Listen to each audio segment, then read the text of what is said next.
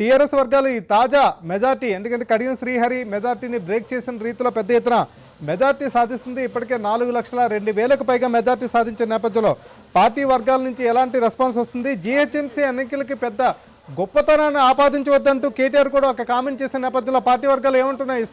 నరసింహరావు శ్రీహరి, ఖచ్చితంగా ఈ విజయానికి సంబంధించి నిజంగా టీఆర్ఎస్ శ్రేణిలో ఒక ఉత్సాహాన్ని నింపిందని చెప్పుకోవాలి. ముఖ్యంగా ఈరోజు 4 లక్షలకు పైగా మెజార్టీ వస్తుందని నిజంగా టీఆర్ఎస్ నేతలు మాత్రం మొదట ఎవరు ఎక్స్పెక్ట్ చేయని పరిస్థితి అయితే మనం చూసాం.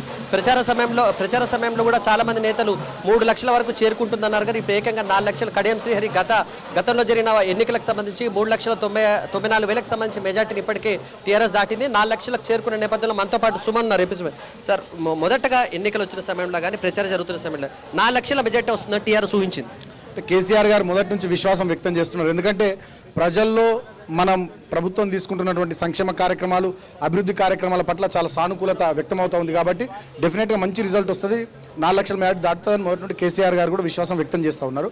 కాకపోతే మొదటి నుండి కూడా మేము అనుకుంటున్నది కూడా ప్రభుత్వం చేస్తున్నటువంటి మంచి కార్యక్రమాలు, పథకాలు ప్రజల్లోకి బాగా వెళ్తున్నాయని చెప్పి మేము మొదటి నుండి అనుకుంటా ఉన్నాం. దానికి ప్రజా తీర్పే నిదర్శనం. ఎందుకంటే మేము చేస్తున్నటువంటి కార్యక్రమాలకి వాళ్ళు ప్రజలు మద్దతు తెలుపుతూ ఉన్నారు. ప్రతిపక్షాలు ఎన్ని విమర్శలు చేసినా, ఓ సెక్షన్ ఆఫ్ మీడియా ఎంత బురద జల్లే ప్రయత్నం చేసినా దాన్ని ఎవరు విశ్వసించలే. తెలంగాణలో తెరాస మాత్రమే ఇంటి పార్టీ, తెలంగాణకు తెరాస పర్యాయ పదం అని చెప్పి వాళ్ళ ప్రజలు భావిస్తూ ఉన్నారు. కాబట్టి అంత గొప్ప మెజార్టీతో మా పసునూరు దయాకర్ గారిని గెలిపిస్తూ ఉన్నారు. నిజంగా వరంగల్ జిల్లా ప్రజలకు శిరస్సు వంచి కృతజ్ఞతలు తెలియజేస్తూ ఉన్నాం.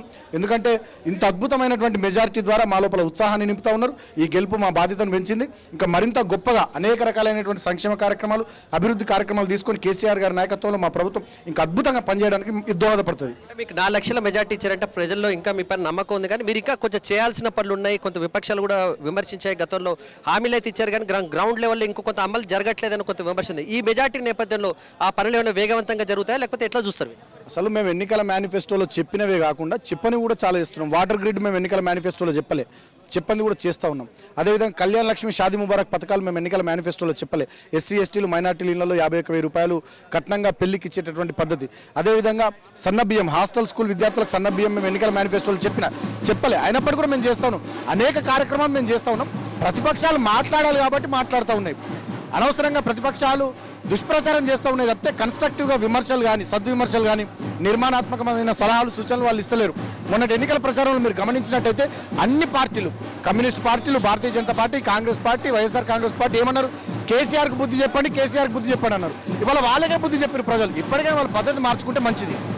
మొత్తానికి శ్రీహరి, మనం చూస్తున్నట్టుగా టీఆర్ఎస్ మాత్రం ప్రజలు మాకు భారీ మెజార్టీని ఇచ్చారు, ప్రజలకు మేము చెప్పిన ప్రతి మాటను అమలు చేస్తున్న భావన వాళ్ళు వ్యక్తమవుతుంది. కనుక ఎక్కడైనా చిన్న పొరపాట్లు ఉంటే వాటిన్నింటిని అధిగమించి మొత్తానికి ప్రజలకు రానున్న 3 ఏళ్లలో మరింత సేవ చేసేందుకు టీఆర్ఎస్ పార్టీ సిద్ధమవుతుందని ఇక్కడ నేతలు చెప్తున్నారు. Srihari, thank you Narasimharao.